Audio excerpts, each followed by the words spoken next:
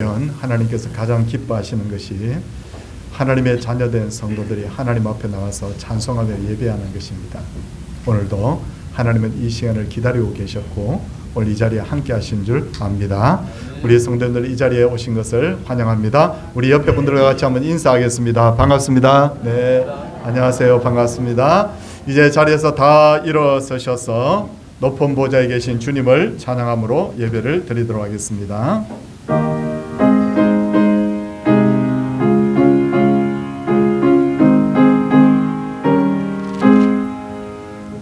먹이비 내게 있으며 그 입 다가지고 내 구주 주시는 종은 늘 찬송하겠네. 내 죄의 권세 깨뜨려 그 결박 푸시고 네 주한 마음을 비로소 보정케 하셨네.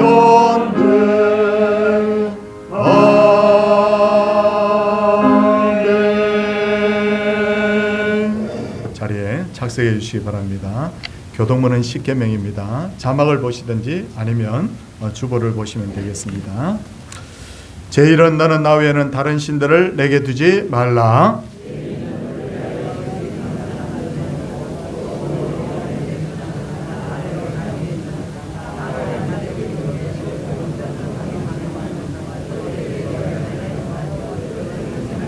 제3은 너는 내 하나님 여호와 이름을 망령되게 부르지 말라. 제5는 내 부모를 공경하라. 제7은 간음하지 말라. 제9는 내 이웃에 대하여 거짓 증거하지 말라. 아멘. 사도신경 우리 같이 고백하겠습니다. 나는 전능하신 아버지 하나님 천지의 창조주를 믿습니다. 나는 그의 유일하신 아들 우리 주 예수 그리스도를 믿습니다. 그는 성령으로 잉태되어 동정녀 마리아에게서 나시고 본디오 빌라도에게 고난을 받아 십자가에 못 박혀 죽으시고 장사된 지 사흘 만에 죽은 자 가운데서 다시 살아나셨으며 하늘에 오르시어 전능하신 아버지 하나님 우편에 앉아 계시다가 거기로부터 살아있는 자와 죽은 자를 심판하러 오십니다.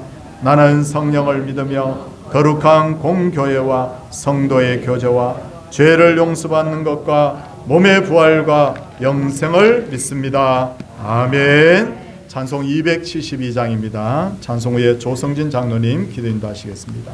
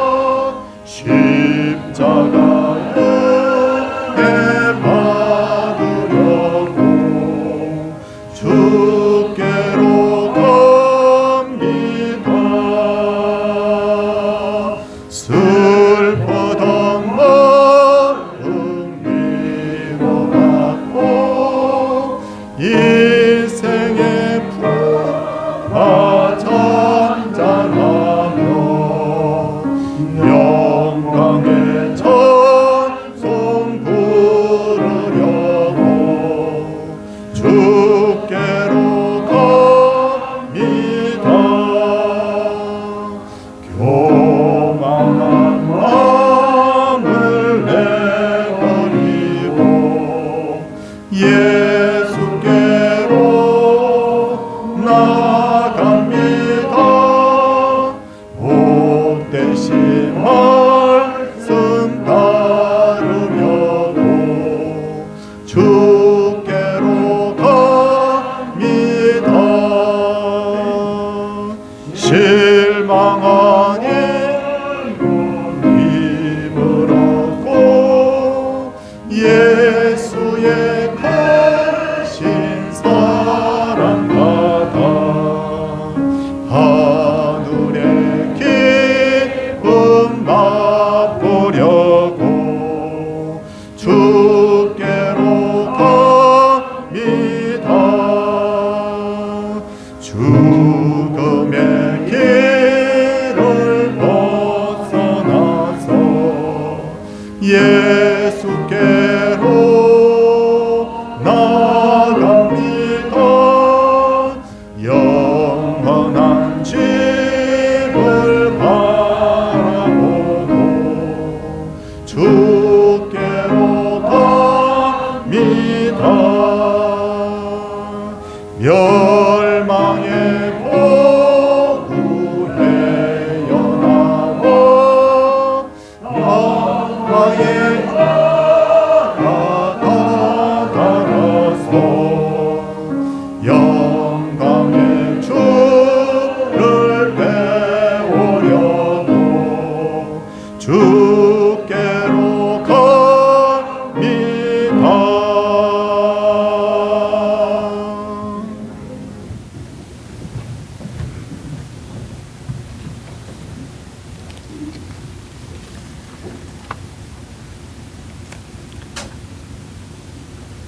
우리들의 생사화복을 주관하시고 우리의 숨소리까지도 지켜주시는 언제나 우리와 함께 하시는 하나님 아버지께 감사와 찬양과 영광을 올려드립니다.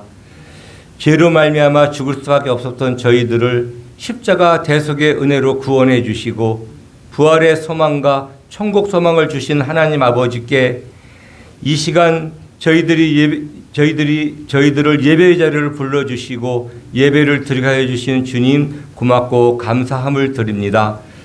말과 생각과 행동으로 주님의 뜻을 따르지 않고 이 모양 저 모양으로 주님 앞에 죄를 지며 살 때가 참 많았습니다. 주님 저희를 불쌍히 여겨주시고 용서하여 주시옵소서.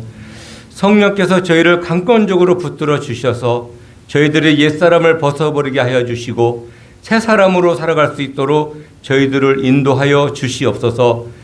지금까지 서울 동산길을 지켜주신 하나님 아버지 감사합니다.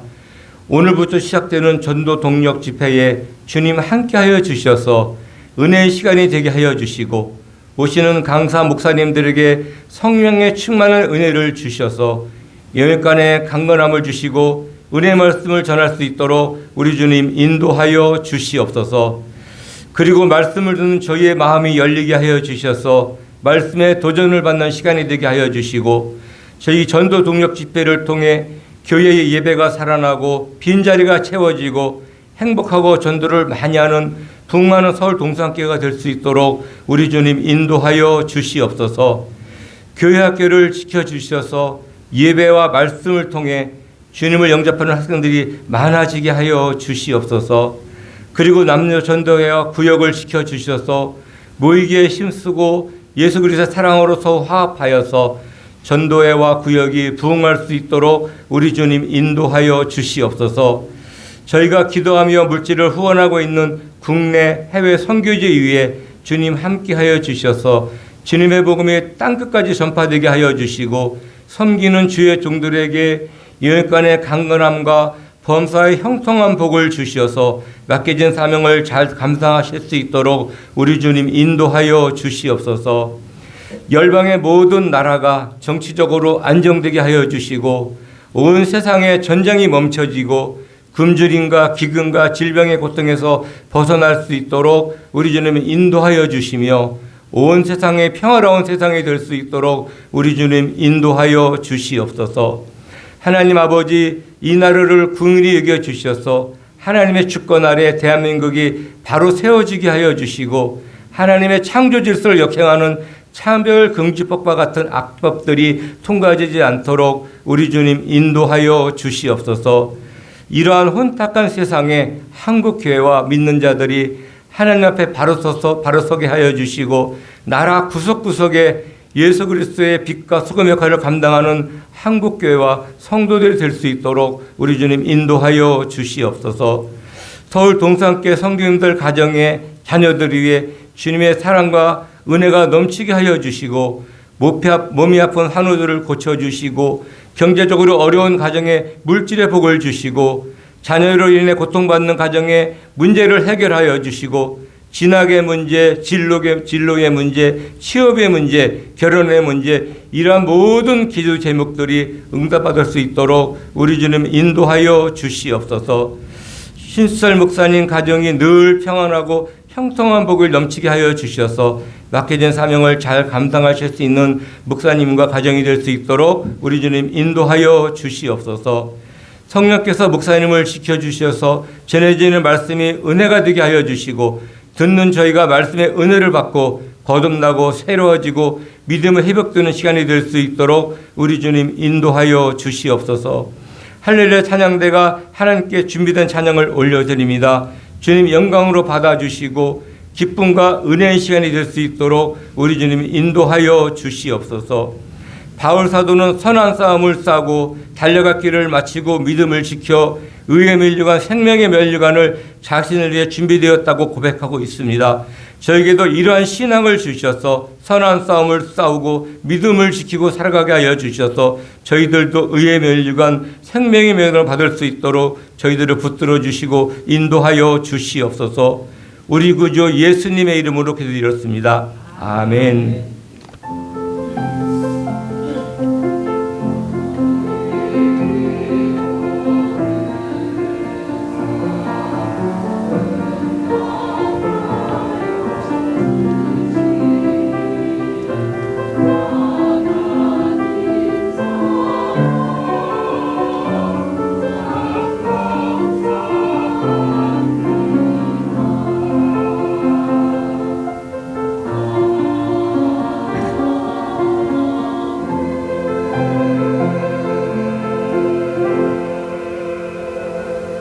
요한계시록 1장 9절에서 16절 말씀입니다. 요한계시록 1장 9절에서 16절 말씀.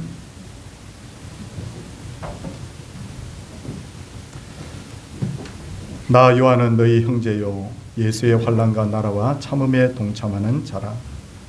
하나님의 말씀과 예수를 증언하였으므로 말미암아 밤모라는 섬에 있었더니 주의 날에 내가 성령에 감동되어 내 뒤에서 나는 나팔 소리 같은 큰 음성을 들으니 이르되 내가 보는 것을 두루마리에 써서 에베소, 스무나, 버가모, 두아디라, 사데, 빌라델비아, 라우디게아 등 7 교회에 보내라 하시기로 몸을 돌이켜 나에게 말한 음성을 알아보려고 돌이킬 때 7 금 촛대를 보았는데 촛대 사이에 인자 같은 이가 발에 끌리는 옷을 입고 가슴에 금띠를 띠고 그의 머리와 털의 희가 흰 양털 같고 눈 같으며 그의 눈은 불꽃 같고 그의 발은 풀무불에 단련한 빛난 주석 같고 그의 음성은 많은 물소리와 같으며 그의 오른손에 7 뼈리 있고 그의 입에서 좌우에 날성검이 나오고 그 얼굴은 해가 힘있게 비치는 것 같더라. 아멘. 할렐루야 찬양대 우리 하나님께 찬양을 올려드리도록 하겠습니다.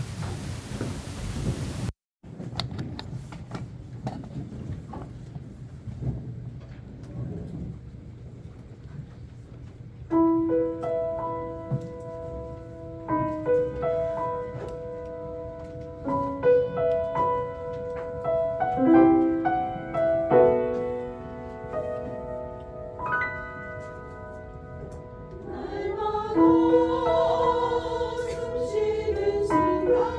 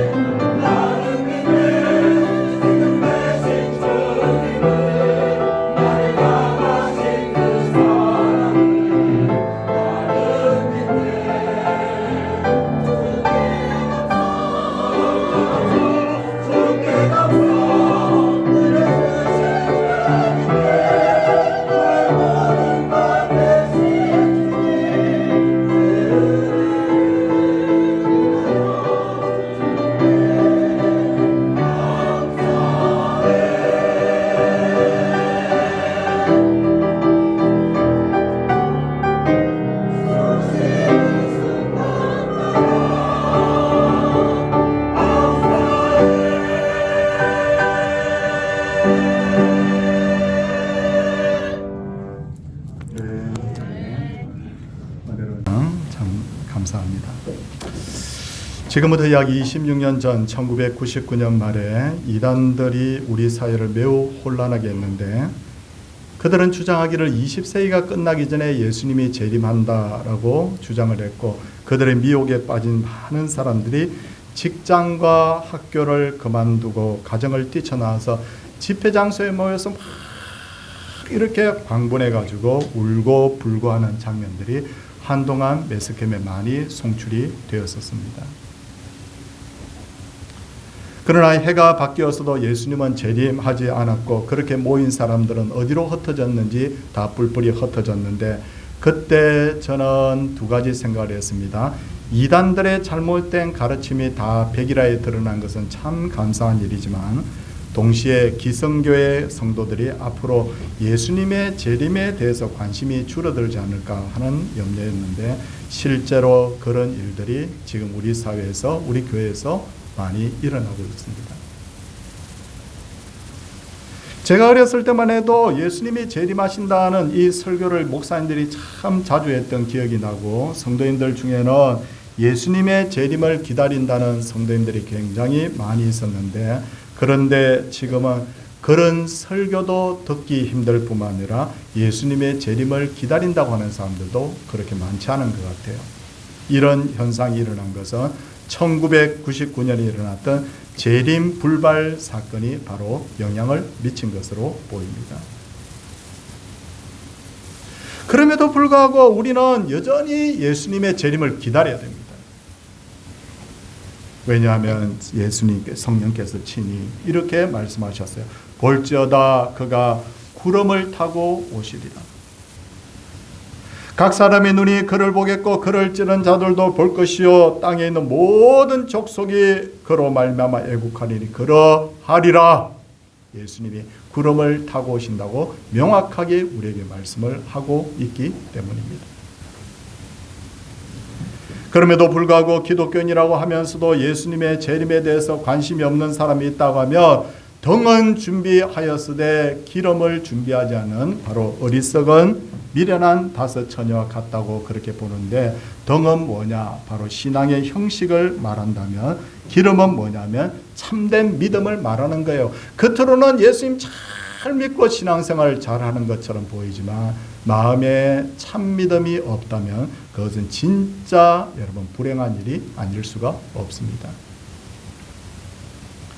그리고 예수님의 재림을 기다리는 성도는 삶의 우선순위가 다시 재정립되어야 됩니다. 누가복음 14장을 보면 임금이 큰 잔치를 베풀라고 사람들을 초청했을 때 어떤 이는 나는 밭을 샀음에 아무래도 나가봐야 되겠다고 못 간다고 그러죠. 근데 어떤 사람은 소 5겨리를 샀기 때문에 내가 시험하러 가야 되기 때문에 난 못 가요. 어떤 사람은 내가 장가를 들었기 때문에 당신 집에 그 초대에 응할 수가 없다고 그렇게 거절하게 되는데, 결국 그들은 단 한 사람도 임금이 배설한 잔치에 갈 수가 없었습니다. 성도님들, 밭을 산 게 잘못이 아니에요. 예수 믿는 사람도 밭을 살 수 있어요. 소를 산 것도 잘못 아닙니다. 얼마든지 소도 살 수 있고 소도 시험을 해봐야 되고 예수 믿는 사람도 장가가고 시집 가야 됩니다. 이것 자체는 아무 문제가 없습니다. 근데 진짜 문제는 뭐냐면 이것들 때문에 임금의 초청잔치를 거절했다는 것, 이 초청잔치를 우선하지 않고 자기 생활을 우선했다는 게 이게 바로 문제라는 거예요. 이를 현대적으로 각색해 보면 돈벌이에 빠져가지고 예수님이 오든지 말든지 관심이 없어요. 세상의 즐거움에 빠져서 예수 재림에 대해서 아예 입 밖에 꺼내지도 않아요. 세상의 것들이 하나님의 나라보다 더 좋게 보여요. 설마 예수님이 재림하겠어? 지금까지 오지 않았는데 뭘 재림을 하느냐고 의심하거나 방심하는 사람. 저는 여러분 이런 사람들이 누가복음 14장에 나오는 현대판 바로 어리석은 사람이라고 생각해요. 이런 사람들은 머지않아서 반드시 후회합니다. 왜냐하면 예수님은 성경에 말씀하신 대로 오니까. 그때서야 가슴을 치면서 내가 왜? 라고 아무리 그때 후회를 해봐도 그때는 이미 때가 지났기 때문에 예수님의 재림을 맞을 수가 없습니다. 그런 의미에서 우리는 요한계시록의 본질적인 메시지에 귀를 기울여야 되는데, 요한계시록의 본질적 메시지가 뭐냐? 앞으로 세상에 이런 일이 일어날 거다라는 그걸 가르쳐주는 것이 본질적 메시지가 아니라 예수님 다시 오시면 반드시 믿음 준비된 성도들은 구원받고 상을 받는다. 그게 본질적 메시지예요. 그런데 많은 기독교인들이 요한계시록을 읽으면서 예수님 언제 오시는지 어디에 오시는지 거기에만 관심을 가집니다. 예수님이 어디에 오시는지 언제 오시는지 그거 중요한 문제 아닙니다. 왜냐하면 언제 오시든 어디에 오시든 그게 무슨 상관이 있어요. 신랑이 1분 1초도 틀림없이 정해진 시간에 오지 않았잖아요. 밤에 한 경쯤에 왔잖아요. 언제 오시든지 어디에 오시든지 믿음이 준비된 사람은 구원을 받을 것이고 믿음이 준비되지 않은 사람은 버림당하는 거예요. 정말로 예수님이 어디에 오시는지 언제 오시는지가 너무너무 중요한 문제였다면 예수님 말씀하셨겠죠. 그런데 예수님 제자들이 주께서 이스라엘 나라를 회복하심이 이때니까라고 질문했을 때도 예수님께서는 때와 시기는 아버지께서 자기의 권한에 두셨으니 너희가 알 바가 아니라고. 너희가 진짜 해야 될 게 뭐냐? 예수님 바로 믿고 복음 전하는 거라고.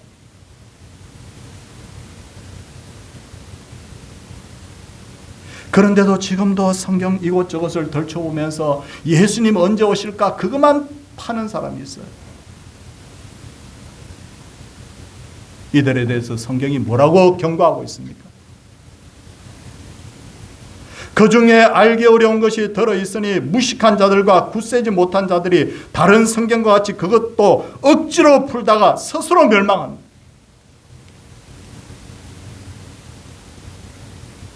때와 시기에 대해서는 관심 가지지 말라고 했으면 관심 가지지 말고, 어떤 징조들이 보이는 것은 가까웠다고 어떤 너희들이 경각심을 가지라는 것은 가지고,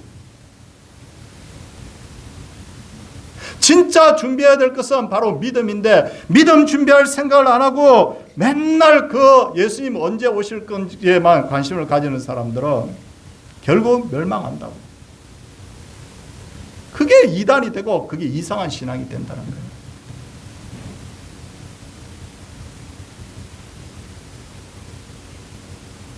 그리고 예수님에 대한 바른 신앙을 가진 사람은 예수님의 환난과 나라와 참음의 기쁨으로 동참합니다. 자, 역사적인 이야기를 조금 하도록 하겠습니다. 예수님이 이 땅에 오신 후에 한 70년쯤 지났어요. 그때 로마의 디도 장군이 군대를 끌고 와서 이 예루살렘 성을 함락합니다. 그리고 나서 이 로마의 디도 장군은 로마로 다시 돌아가가지고 그날의 황제가 됩니다. 그런데 감사하게도 기독교인들에 대해서는 비교적 관용 정책을 베풉니다. 그런데 디도의 뒤를 이은 도미티안 황제가 등극을 하는데 이 사람이 너무 잔인한 거예요. 이 사람은 본격적으로 황제를 숭배하게 하는 정책을 세웁니다. 로마 시민들과 식민지 그 백성들로 하여금 만나면 인사를 어떻게 하느냐면 로마의 황제는 신이요 나의 주님입니다. 이렇게 고백합니다.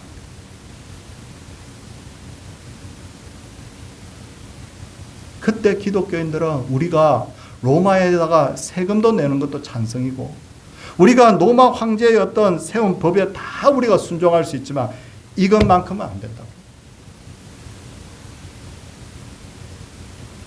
사람들이 만나면 요즘 어떻게 합니까? 안녕하세요? 옛날에 어떻게 하세요? 식사하셨어요? 영어로는 굿모닝 그렇게 하잖아요. 근데 그 당시의 사람들은 황제는 신이요 주님입니다 그렇게 하면 기독교인들은 아닙니다. 나의 주님은 예수님이십니다. 이렇게 되더라고요. 그러니까 기독교인들이 반역자로 여러분 몰려서 받기 시작합니다. 근데 그 박해받은 기독교인들 중에 대표적인 사람이 누구냐면 예수님의 제자 요한입니다. 그는 황제를 숭배하지 않고 복음을 전했다는 제목으로 반모라는 섬에 유배가 되는데 그때 그의 연세가 90살 정도 되었습니다. 아주 연세가 높았어요.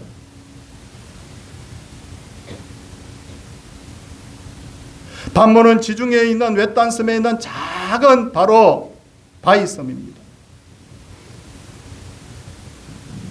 로마의 군인들이 요한을 잡아다가 죽이려고 보니까 연세가 벌써 90살이에요. 요즘 기준으로 해도 많은 편이지만 당시는 진짜 많은 기준이거든요. 요즘 말하면 100세가 넘은 거예요.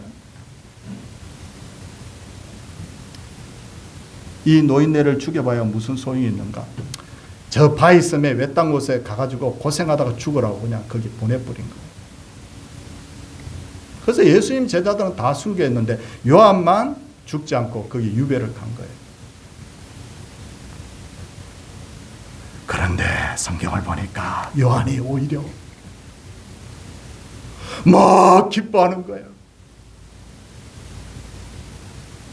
나 요한은 예수의 환난과 나라와 참음에 동참하는 자다. 왜냐하면 예수님 다시 오실 것을 그가 보고 있었기 때문에.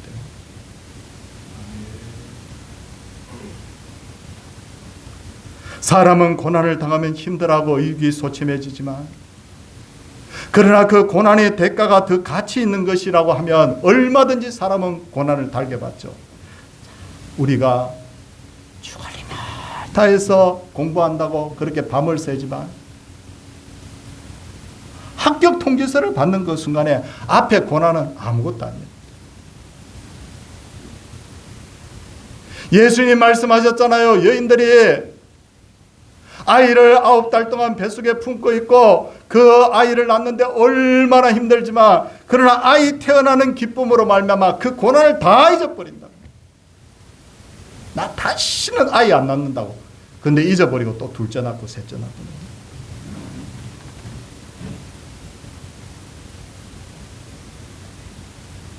다시 오실 예수님은 성도들에게 엄청난 상을 약속하고 있는데 그 상이 무엇이냐면 여러분 우리 1장 6절 말씀 한번 보시겠어요? 1장 6절에 보니까 뭐라고 말씀하느냐면 그의 아버지 하나님을 위하여 우리를 나라와 제사장으로 삼으신 그에게 라고 했죠. 나라와 제사장으로 삼았다고 할 때 나라라는 것은 유명한 단어입니다. 헬라어의 바실레이아라고 하는 왕국이라는 단어예요. 근데 이 단어를 다른 말로 표현하면 왕이라는 말도 됩니다. 그러니까 예수님이 우리를 뭘 삼았다고요? 왕과 제사장으로 삼았다. 그래서 우리는 뭐라고 하느냐면 왕 같은 제사장이다. 뭐 같은 제사장이라고? 왕 같은 제사장. 요한은 이 상을 바로 바라보고 있었다.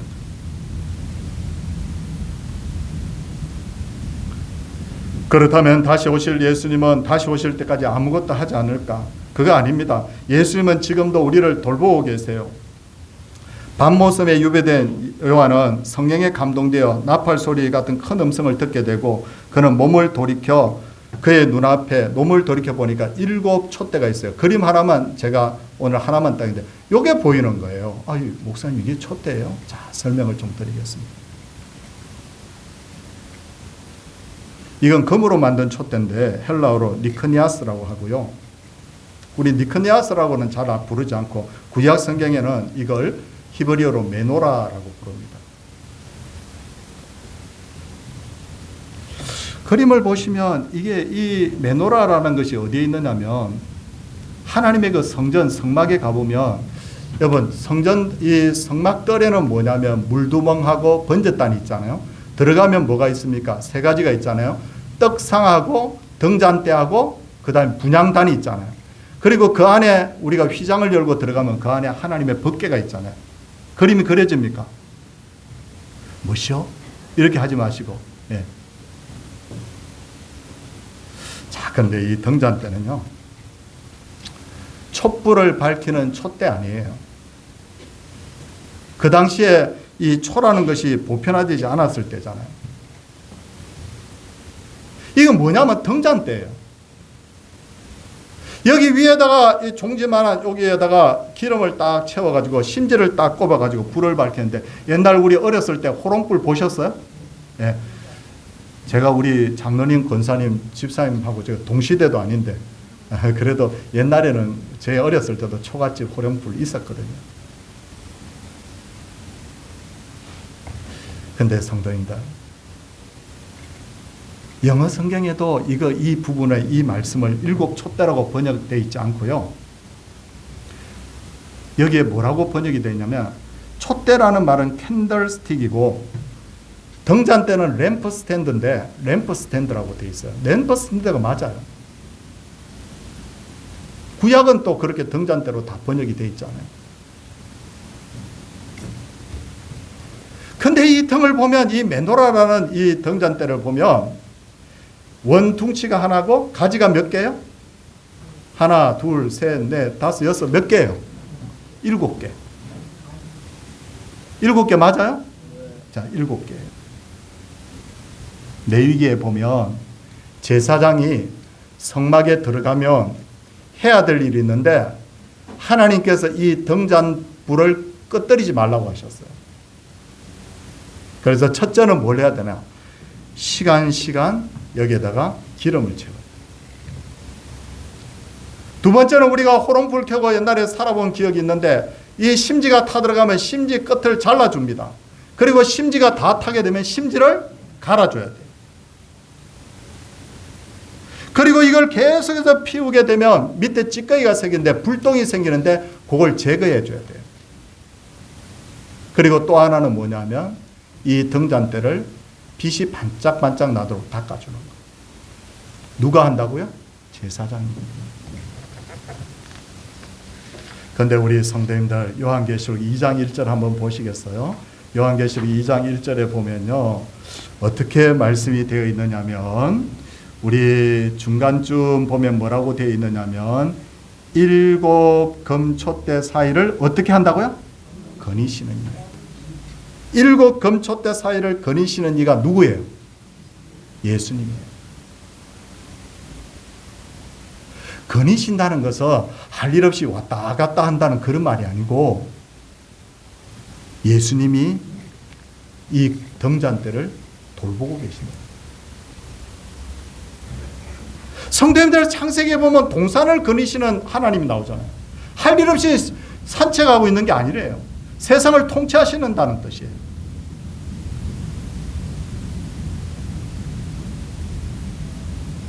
지금부터 2000년 전 요한계시록에 등장한 아시아의 교회는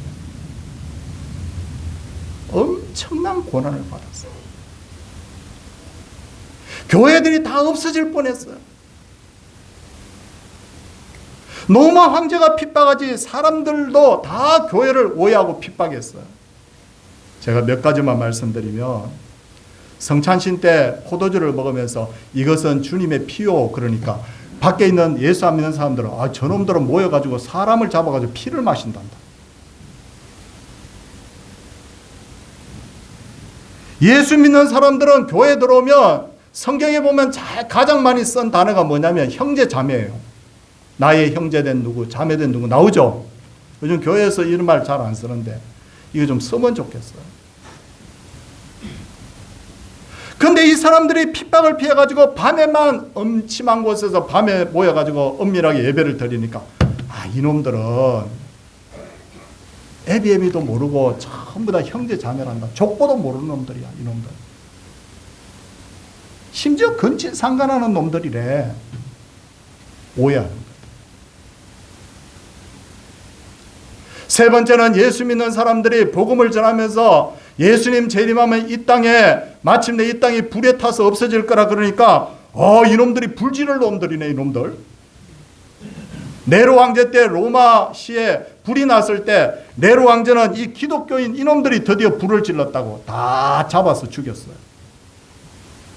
근데 더 미운 것은 뭐냐면 사람들이 황제가 주님이다 그러는데 우리 주님은 예수입니다 그러니까 더 미운 거예요. 황제가 핍박하지 사람들이 의심하지. 근데 교회가 사라질 줄 알았는데 이게 웬일이에요? 수많은 기독교인들을 콜로세움 경기장에 끌고 와서 목을 치고 짐승의 먹이로 던져줬는데도 불구하고 그로부터 얼마 지나지 않아서 드디어 313년에 로마 황제가 예수님 믿게 되고 로마가 기독교를 공인하게 됩니다. 국가의 종교로 받아들여요. 나중에는. 이게 가능했던 이유가 뭐예요? 누가 이 등잔대를 돌보고 계신다고요? 예수님이에요. 사랑하는 성도님들, 예수님이 돌보고 계시면 세상의 권세가 이기지 못하게 될 줄 믿습니다. 또 하나 우리가 알아야 될 것은 교회는 건물이 아닙니다. 교회가 건물입니까? 사람입니까? 사람이요. 북한에 가면 칠곡교회, 봉수교회 같은 관광용, 선전용 교회는 있지만 진짜 교회당은 없잖아요. 그런데 북한 사람들이 토굴이나 산에 숨어서 엄밀하게 그 사람들을 예수 믿고 예수님 앞에 예배 드리잖아요. 우리가 그걸 뭐라고 그러냐면 지하교회라고 그래요. 아니 건물도 없는데 왜 교회라고 그래요? 교회는 건물이 아니라 예수 믿는 사람들의 모임이 바로 교회예요. 그러니까 북한에도 교회가 있는 거죠.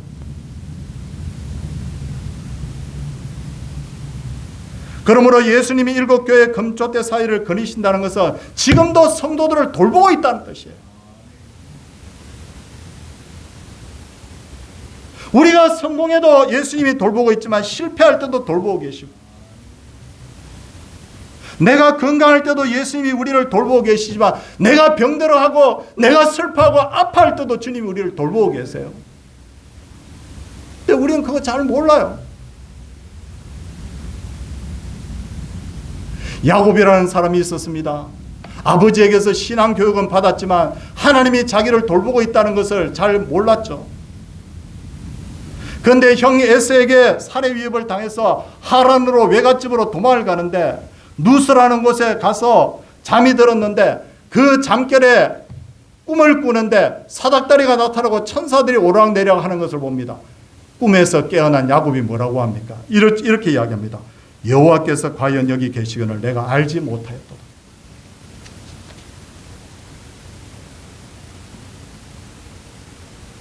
신앙생활을 한다고 하면서도 하나님이 자기와 함께하는 걸 몰랐다는 거예요.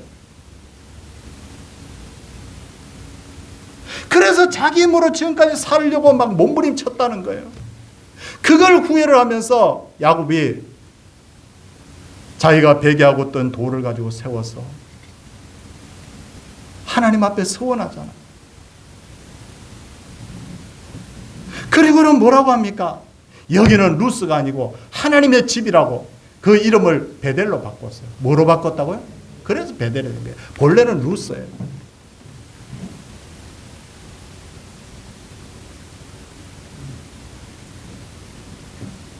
성도님들, 제가 성도님들께 질문 안 드리겠습니다. 하나님이 지금 어디 계실까요? 예수님이 지금 어디 계실까요? 여기.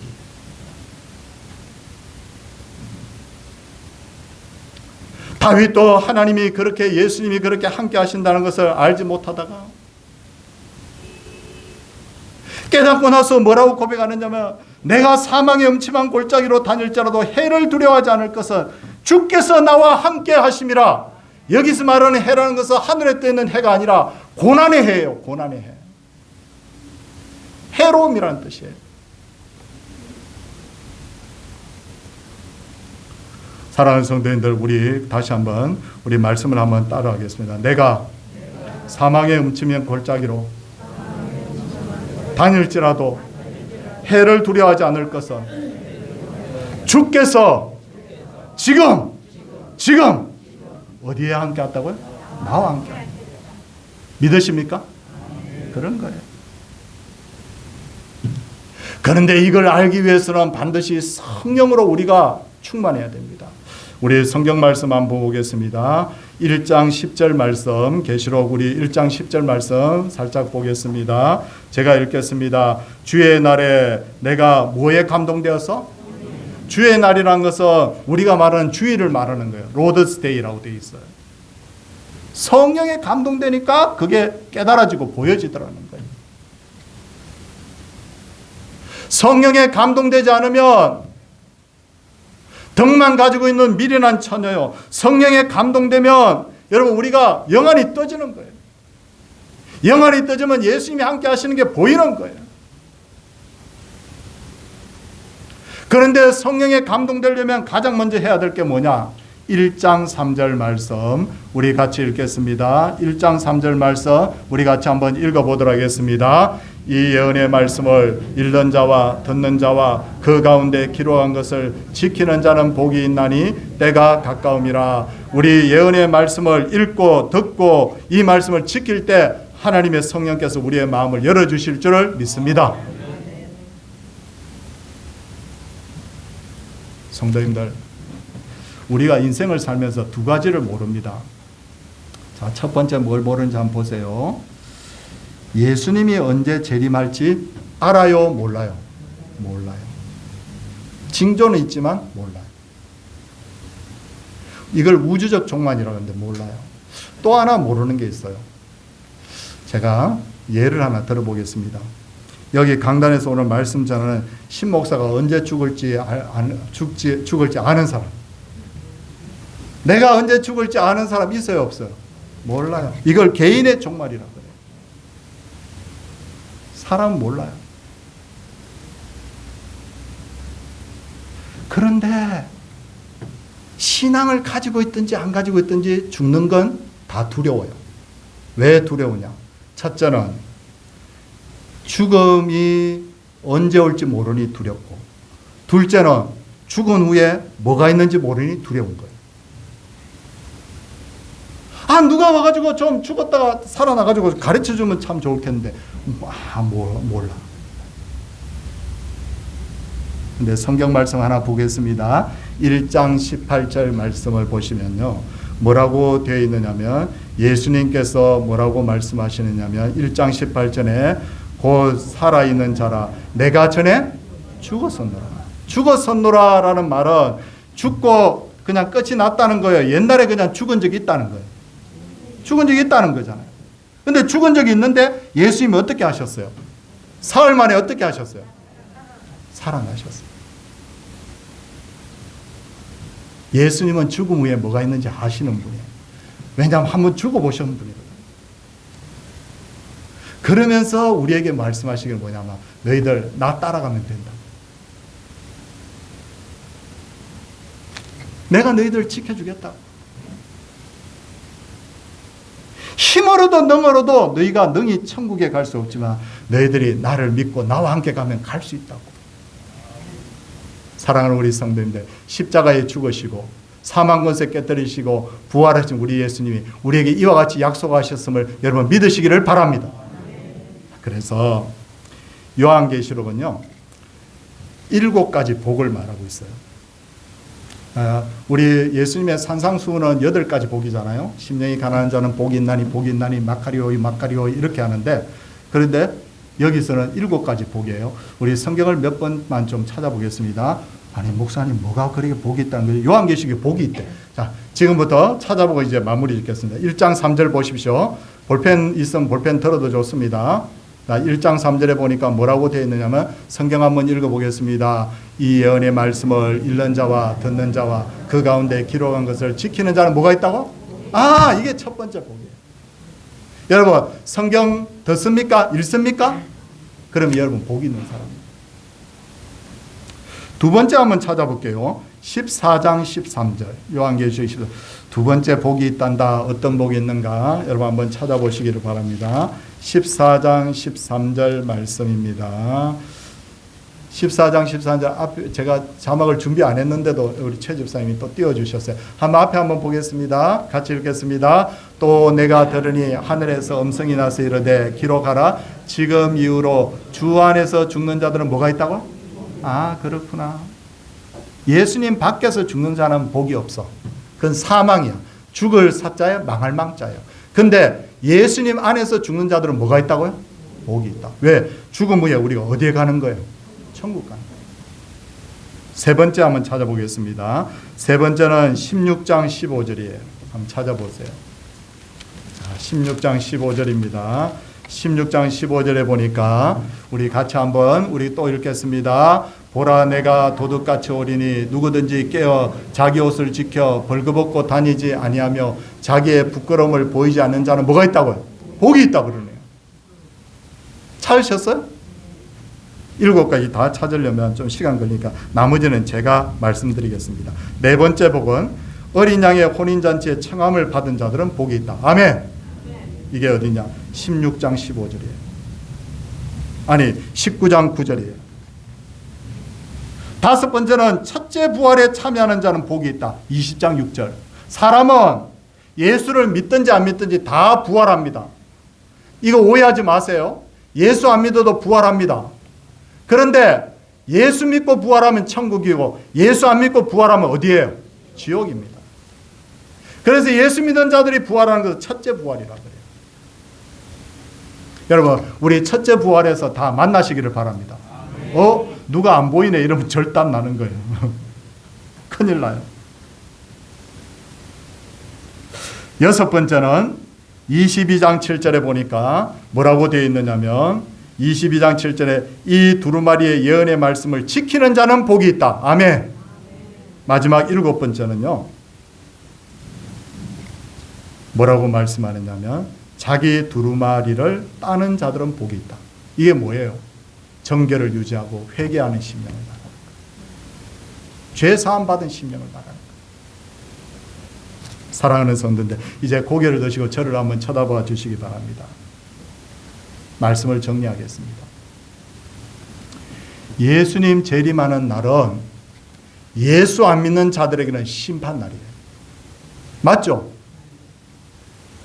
그러나 예수 믿는 자들에게는 예수님 재림은 뭐냐면 내가 시집가는 날.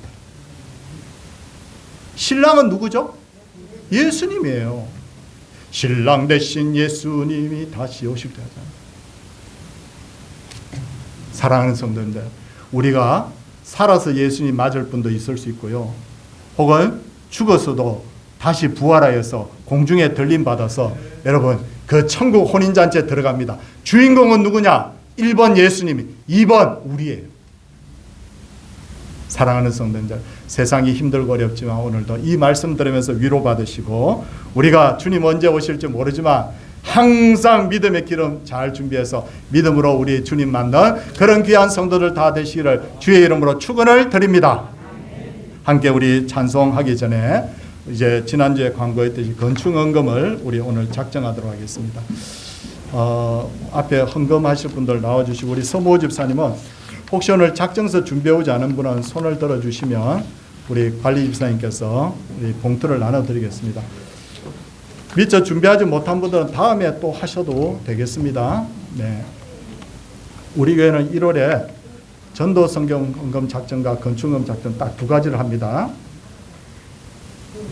기도하도록 하겠습니다. 하나님 아버지, 오늘 주의 말씀 듣고 지난주에는 전도 성경금을 작정하고 이제는 교회당을 건물을 또 돌보고 또 교회당을 더 나은 것으로 이렇게 하나님 마련하기 위해서 우리 건축헌금을 작정합니다. 하나님께서 모든 성도들이 다 참여할 수 있게 하시고 또 형편상 참여하지 못하는 분들도 하나님께서 은혜 베풀어 주옵소서. 예수님 이름으로 기도드리옵나이다. 아멘. 우리 390장 우리와 함께 하시는 우리 주님을 찬양합시다.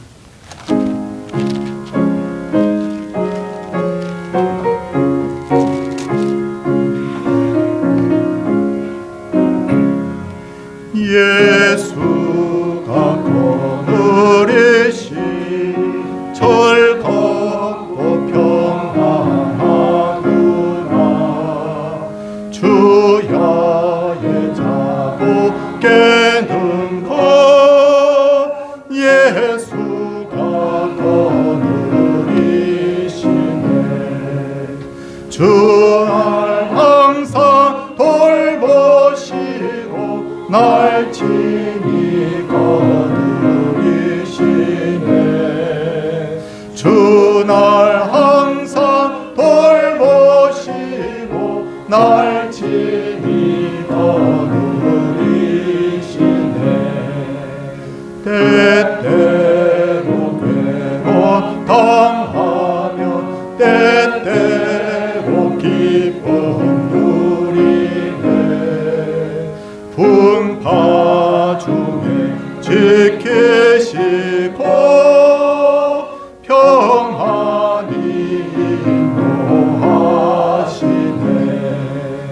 주날 항상 돌보시고 날 친히 거느리시네. 주날 항상 돌보시고 날 친히 거느리시네.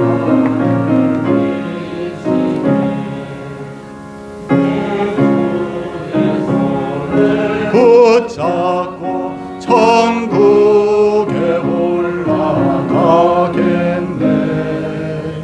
괴로우나 즐거우나 예수가 거느리시네. 주날 항상 돌보시고 날 친히 거느리시네. 주날 항상 돌보시고 날 친히 거느리시네. 이 세상 이별할 때에 마귀의 권세 이기네. 천국에 가는 그 길도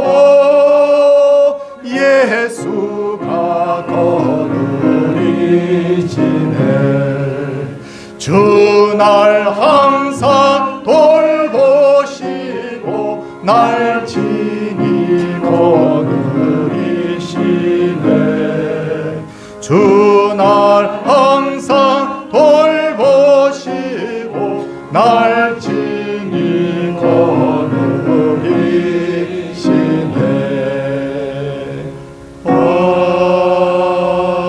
아멘.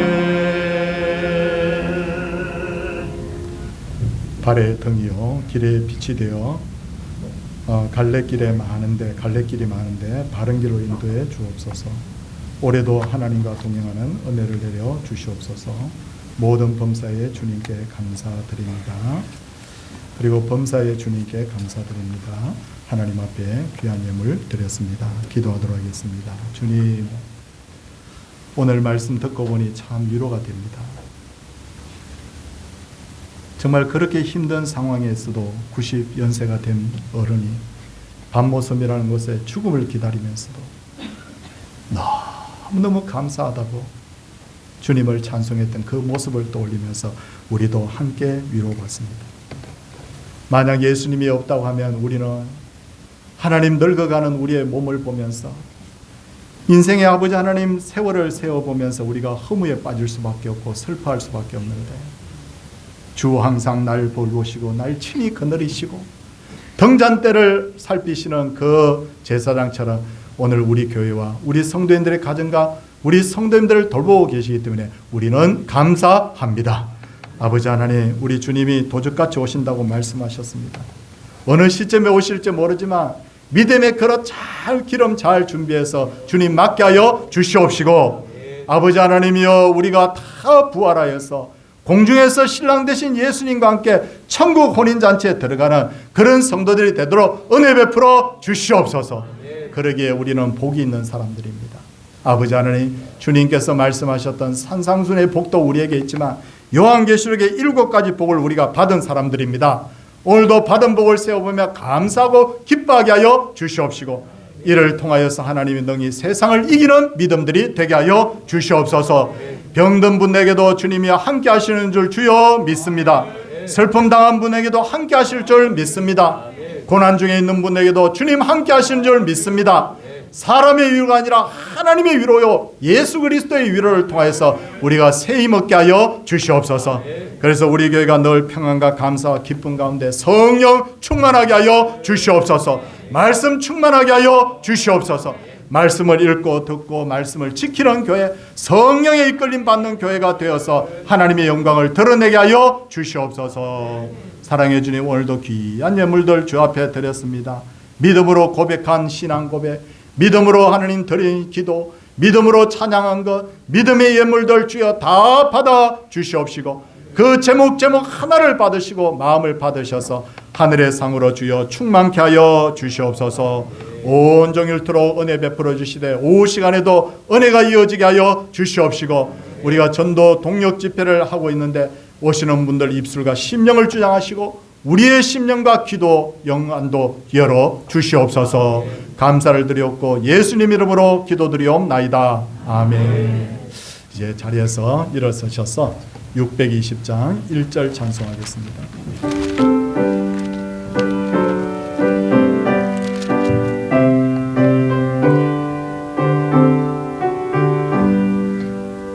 여기에 모인 우리 주의 온종 받은 자여라. 주께서 이 자리에 함께 계심을 하노라. 언제나 주님만을 찬양하며 따라가리니 시험을 당할 때도 함께 계심을 믿노라. 이 믿음 더 굳세라. 주가 지켜주신다. 어두운 밤에도 주의 밝은 빛 인도하여 주신다.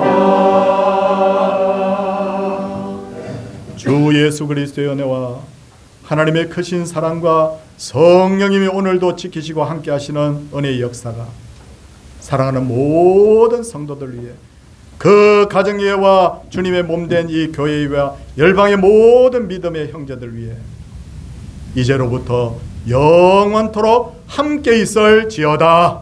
아멘.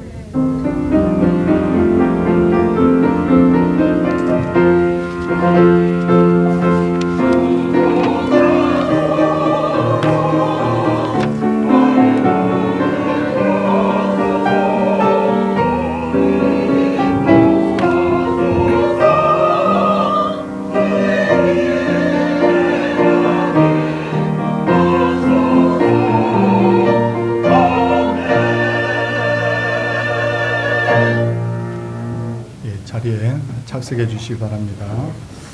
오늘 3부 예배 시간은 조금 복잡합니다. 왜냐하면 예배는 전도 동력 집회를 먼저 드리고 그 다음에 마치고 나서 구역이 흩어져서 구역 연합 예배를 우리 하도록 그렇게 하겠습니다.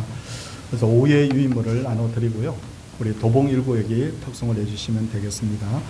오늘 구역 연합 예배는 우리 말씀 종이가 나가는데 그게 오전 설교가 요약이 되어 있고 그 다음에 나눔이 되어 있기 때문에 오전 설교를 잘 이해하고 들으신 분들은 또 오후에도 함께 은혜를 서로 나눌 수 있을 줄 압니다. 이렇게 신년 동력 집회를 우리가 개설을 했습니다. 개설했는데 기도하면서 우리 강사분들을 모시게 되었습니다. 기도해야 됩니다. 사람이기 때문에 로봇이 설교하는 것이 아니기 때문에 그날에 따라서 컨디션이 다를 수가 있거든요. 그래서 영적 컨디션이 좋도록 우리가 꼭 기도해줘야 우리가 함께 은혜 받을 수 있을 줄 압니다. 오늘은 이동선 목사님이 오셔서 말씀을 전하도록 하겠습니다. 우리 이동선 목사님은 신앙을 잘 계승하신 분이에요. 그래서 신앙을 잘 받고 또 신앙을 잘 전달하고 또 이렇게 하신 분이라서 오늘은 전도와 신앙 개성이라는 주제로 우리가 함께 말씀을 듣도록 하겠습니다. 다음 주일 3부 예배는 건축위원회 헌신 예배고요. 그 다음에 오늘 1, 2부 예배 때 건축 헌금에 함께 작정해 주셔서 감사합니다. 오늘 1시 20분 식사하고 난 오후에 12제자 전도대는 2층 교실에서 모이도록 그렇게 하겠습니다. 기부금 영수증 신청하신 분들 오늘 다 받아가시기를 부탁을 드리겠습니다. 예, 우리 옆에 분들 목사님 우리 언제까지 얼굴을 봐야 되느냐 이렇게 저는 한 번씩 친구들한테 그런 이야기 하거든요. 그러면 제가 그렇게 이야기죠. 우리 영원히 봐야 돼. 천국 가서 영원히 봐야 된다. 여러분 옆에 있는 분 언제까지 얼굴 봐야 돼요? 영원히. 그리고 오늘 감사한 것은요.